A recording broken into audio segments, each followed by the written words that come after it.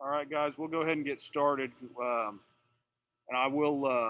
Are you guys interested? I know the timing of this isn't ideal. The Big 12 will announce postseason awards at 1 o'clock, so we'll be on the bus then. Would you be interested in talking to Coach again tomorrow from Kansas City to go over that? Because we can't discuss any of it today. So if you'd be interested, I'd be more than happy to set up a Zoom again tomorrow for you all. Yeah, I think that's something we'd definitely like. Okay. I will. I'll plan on that. I'll send you an invite. I'll look at our schedule and we'll get it on there when we can. And I'll send out another link at some point for you all. Look for that in the email. And if you guys want to go ahead and start with Coach, we can talk about OU. Yeah, certainly. Thanks for the heads up, Ryan. Coach, Bedlam round three. How you feeling? Well, I mean, we're excited to play. It seems like a month since we played. I think we got to count of 16 days between games. So a little concerned about that, but feel good about the way we've practiced. We gave some time off right after the Baylor game to allow our kids to get rested a little bit and little nagging injuries to get over that. So we feel like we're healthy and hopefully we're excited to play. It's been a long time since we played, and hopefully there won't be too much rust on. Now, I know throughout the whole season, in the regular season, you told us Bedlam isn't just any other game. What does it mean for this program and for you guys to have beaten OU twice this season?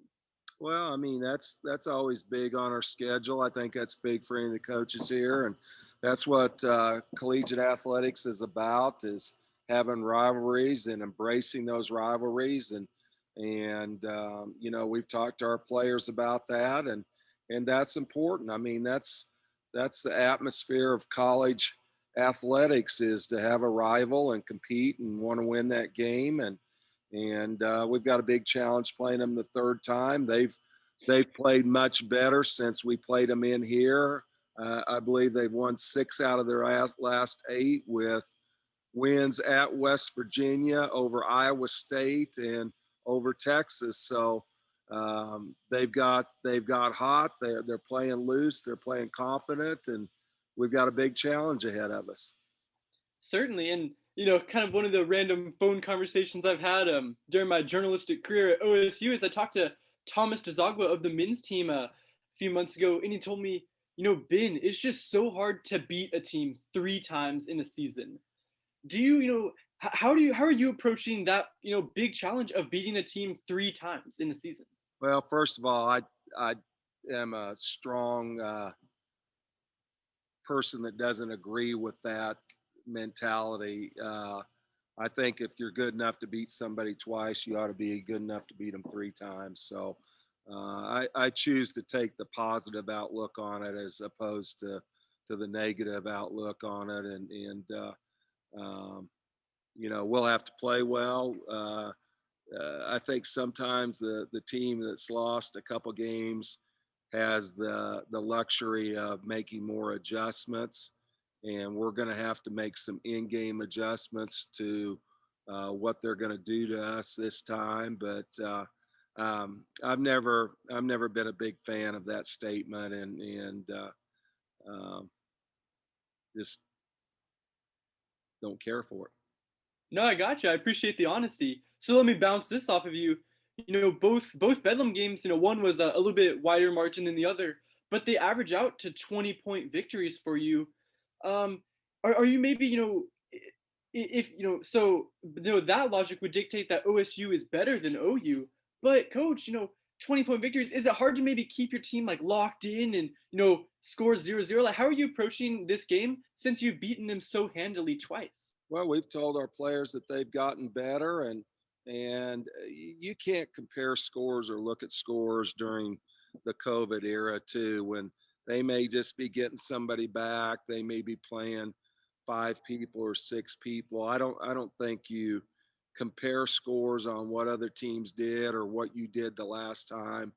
It's about it's about winning every possession, and looking at it as it's a new game. And like I said, they're playing really well. I mean, they're scoring a lot of points. They're hard to guard right now. They got 3 elite scorers, And probably what separated them over the last 6 to 8 games is people like Tot and Skylar Van and Tatum B. They've been chipping in anywhere from 8 to 16 points, and then you've been getting high scoring from Maddie Williams, Taylor Robertson, and Gabby Gregory. So they've had 3 elite scores all along, but their other players have contributed more as of late. Thanks, Coach. I have some more questions for you, but I'll let the other guys jump in first. Okay. Coach, I'll hit on something that I think you brought up a little bit in the beginning. With the last game for your team being on February 24th, you've had quite the layoff. First off, could you just kind of tell me what has the last 2 weeks looked like for your team? Well, we finished on a Wednesday night, and we had a bus trip home on the Thursday, and we took that day off. And then I decided that we're going to take Friday, Saturday, Sunday off as well. So we gave our group 4 days off, and then we've come back and we've worked hard. We were practicing about an hour before, and now we lengthen practice anywhere from an hour to 2 hours, and worked our kids hard because we didn't have to worry about that quick turnaround of a game. So we knew that we weren't going to get the factor of being in shape from a game.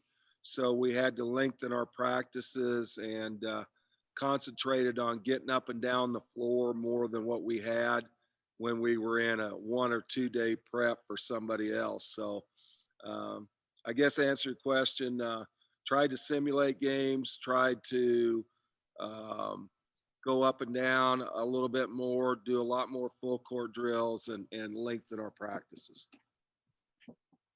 And then, obviously going from, obviously you get the rest. That's the positive side of this long break. But, going from a huge break to playing, a scenario where you play a game a day until you lose, do you think the rest is a disadvantage, an advantage, or kind of a wash? How are you viewing that? Well,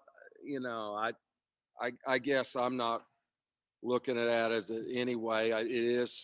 It's what it is, and we better be ready to play, and everybody in that scenario is going to be in the same situation. So just believe it's the mentality and that you approach it with, and being excited to play in the Big 12 tournament, and not only make a deep run into the tournament, but enhance your seed for the NCAA tournament as well. I'm guessing you haven't slept in your own bed for 2 consecutive weeks since before the season. No, that's probably true. We've been on the move pretty good, and we're going to be on the move pretty good over the next week and a half or 2. So, but that's what makes it exciting. That's what the kids work for from August on is a chance to compete for a Big 12 championship, and then get a chance to play in the big dance. Coach, thank you. Thank you. Hey, Coach, so I was just going to ask you the question of who have you seen improve the most over the course of the season heading into the tournament? I think we've had a lot of people improve in different ways. Lauren Fields has embraced the idea of guarding the best player on the other team. We've seen a big improvement in Tali Natoya over the last month of the season. I think she's gotten a lot better.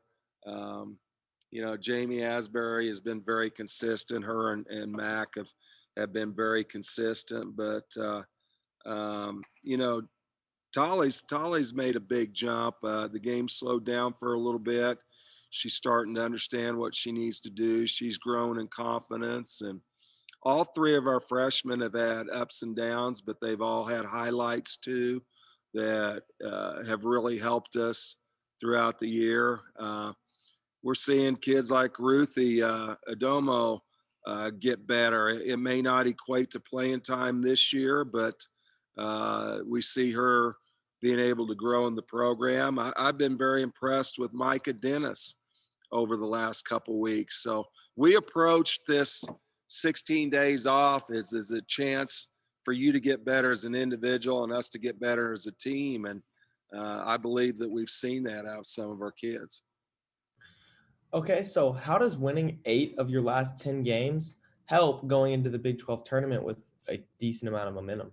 Well, you always like to go in feeling good about yourself and confident and having momentum going in.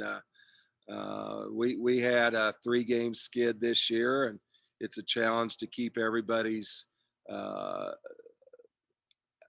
attitude up and make sure that they're staying positive. But our group did a great job on that. But we lost our last game. We've got to bounce back off of that and realize it's new opportunities. We've challenged our team that we play 4 seasons, the non-conference schedule, the Big 12 schedule, which is over now.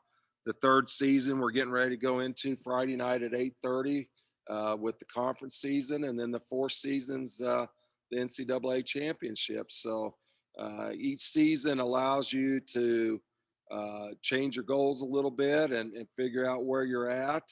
But I told our kids the other day we finished second. I'm proud of them. We were picked 8th. A lot of media people picked us to be 9th. And, it's just a lesson for our kids. Don't let somebody put restraints on your restrictions on where you could finish or what you could accomplish. And that's kind of a lesson for life too, that if you work hard, you put your time in, good things are going to happen to you. So what have been a couple of your biggest goals heading into postseason play? Well, we wanted to make sure that we maintained shape. We stayed focused. We kept our intensity. We felt we could get better on the defensive end of the floor. We wanted to be efficient offensively. It's kind of hard to tell when you don't have games, but we just wanted to stay where we had been throughout most of the season, and I feel good about it. But a game is a different setting, and we'll see when it comes around on Friday. Yes, sir. So with these different settings and obviously in postseason play, how has your team's preparation changed from preparing for regular season games to now preparing for tournament games?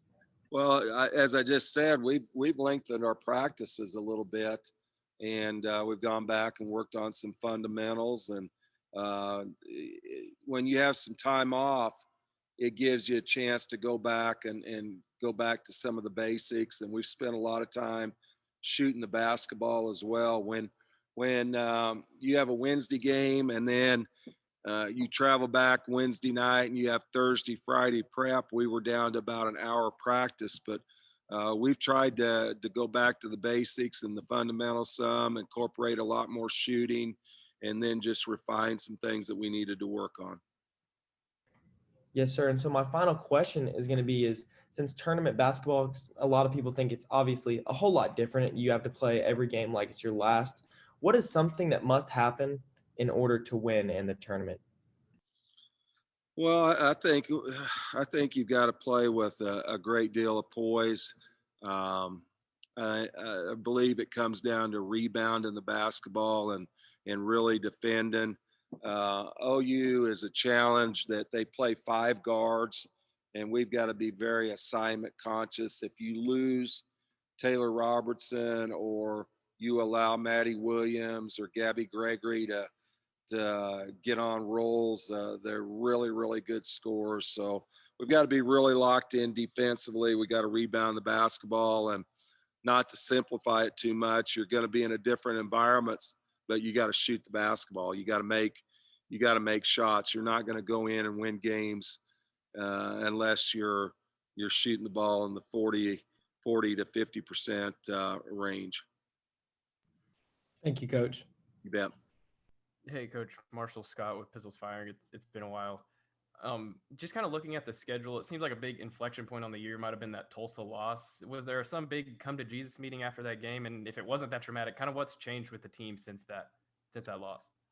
Well, we were pretty young there. It was the beginning of the season. I don't think our group understood at that time that you respect everyone and you fear no one.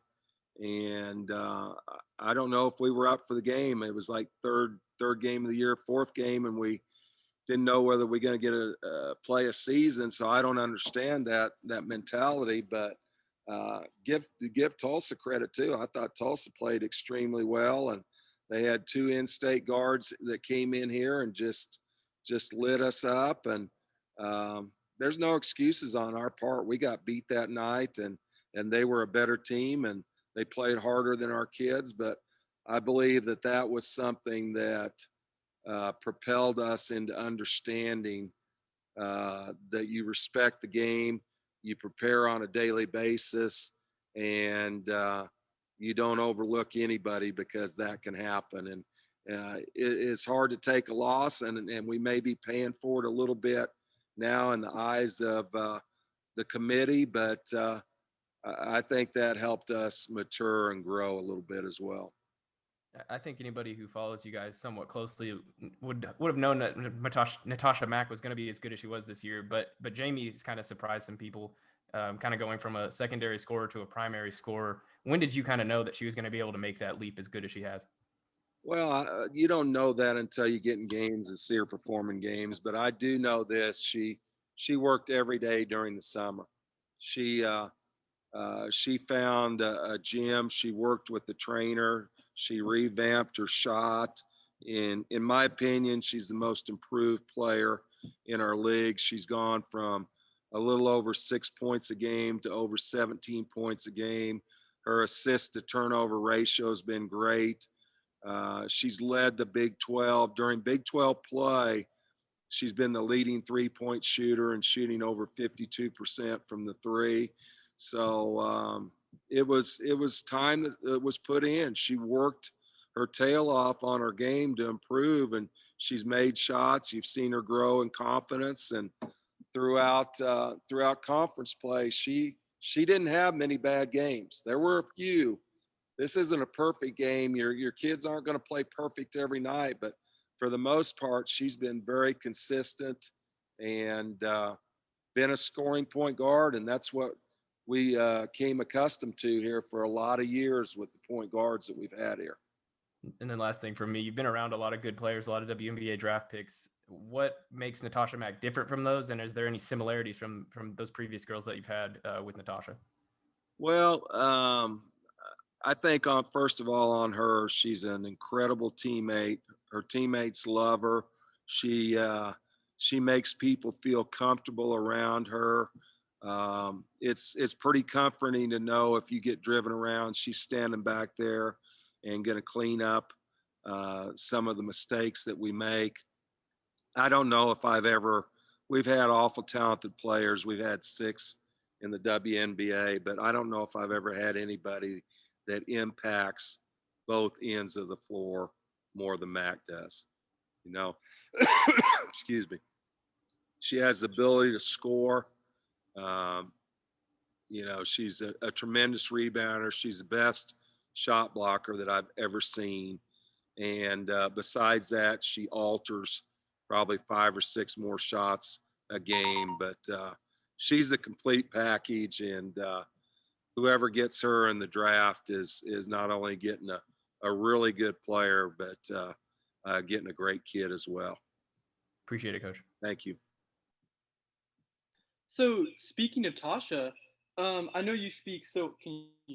I know you speak so highly of her. That's been gone over before. Has she received enough attention nationally, in your opinion? Well, she's been on about every watch list. Ryan's done a great job of putting her in a situation. Our coaches have.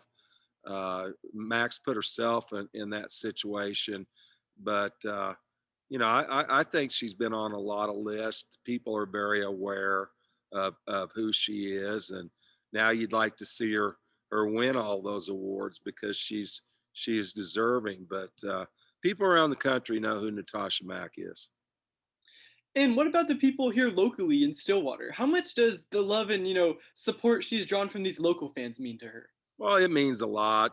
She teared up on senior night here and is very emotional for her. And I just wish it was a year where our fan base could have come out in full force. I believe that the fans that have been here really enjoy watching this group play. They see how unselfish everybody is, how good a unit they are, the chemistry, and I believe we would have had a lot more people in the gym if they weren't worried about COVID but the people that have been here have been amazing and they've gravitated to Mac and it's easy to do. And lastly, I wanted to let you know in a couple hours today, I have a Zoom call where I'm going to speak with Lucille Nisus. Coach, I'm going to ask her a little bit Lois about crisis, what's Lois, that? Lois Oh, yeah, Nice, yeah, Lois Nisus. Yeah, really. yeah. She's really excited to speak with me about some of those days at Oxford. Uh, I'll get your take first. What are some ways you've maybe changed since then? Anything you'd like to say to Lois? Oh, first of all, hello, and I wish her and her family well. And I got to Oxford when Lois was a sophomore in high school, and she scored 40 in her first game, and I realized I was going to be a good coach that year with somebody that was that talented. Great kid, another great teammate. Turned the program around. When I got there, they'd won like 2 games in 8 years, and when she was a senior, we won a state championship and went 23-1. But neat young lady. Be sure to tell her that Coach Littell said hello, and she was a lot of fun and got my career started in the right way by coaching a great player like her. Is there anything you learned from her? She was a great worker. She showed me as a young coach that your dreams can come true. You can accomplish your goals. She played all the time. She lived in the gym. She worked out all the time, and just very positive. She was the first one in the gym, the last one to leave, and she loved the game and she respected the game. She came to play every single night. She wasn't very big, probably about 5'3", 5'4", but could really play and could really score and one that I've always been very proud of and she's become has been for a long time, but a great wife and a great mother as well, and invests a lot of time in her own kids right now, and that's what it's all about. Was she a point guard or a shooting guard? What position did she play? Played wherever she wanted to go. She she brought it up. She scored. Uh, she uh, she was primarily a point guard, though. So did you just give her that green light after that first 40-point Oh game? yeah, yeah. Go score. That's good coaching. Go score. Well, I'm really looking forward to that phone call, and I know she is Let as me well. know how that goes, and please tell Lois I said hello. Absolutely. Anything else, guys, before we get on the road? I had a quick question, real quick. Okay. So we're coming up on the 1 year mark of the pandemic and the sports world shutting down. What was it like at the beginning, and what has this year been like in its totality? I believe it was shock first of all, and then everything came so quickly, and I don't know if anybody knew what to think of it. I remember we were on the floor in our shoot around preparing for Oklahoma. And then we heard that the ACC tournament shut down. We heard the SEC shut down. Maybe the Big Ten was first. I don't remember. And Brendan Roberts came out, our film guy, and told us. And I said, guys, it isn't long before we're going to go too. And within 15 minutes, the Big 12 tournament was shut down. We were on a bus, stopped in Emporia to feed our kids, and when we came out of the restaurant, we found out that all spring sports had been shut down. So it came in a hurry. I think it's taught people to appreciate what they have, put life in a proper perspective, and realize that sports are important, but your family, your loved ones are more important. And just cherish the opportunity to get to play, because when it was September or October, I don't know if anybody was real comfortable that we were going to play this season. So kudos to the Big 12, all the medical people here at Oklahoma State and around the country that have allowed this season to happen. Thank you, Coach. You bet.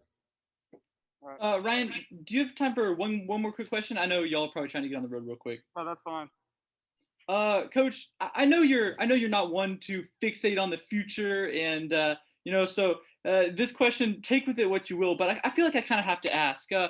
Have you allowed yourself to think what it would mean to you to win a game in that fourth season that you mentioned, the NCAA tournament? Oh, I mean, that would be great. That would allow these kids. Abby Winchester was around when we beat Syracuse, and she was the only one, I believe, that's experienced to win in the NCAA tournament. So, I mean, that's a great feeling, and surviving and advancing, and then we got in a great game with Mississippi State, who went to the Final Four. So, again, that's what you play for, and it's a big deal. And these kids finishing second in our league is a big deal as well. So we're just trying to channel everything toward OU right now and go that way. But any opportunity to play in the NCAA tournament and get wins and advance, it's what it's all about. It's why you play the game. Coach, I know the team got plenty of time to heal up. I see maybe you're approaching the tournament with an injury with a little brace on your wrist. I hope you're feeling all right, and have a good tournament. Have a good weekend. All right. Thanks, guys. Thank you, guys. I'll send out an invite for tomorrow.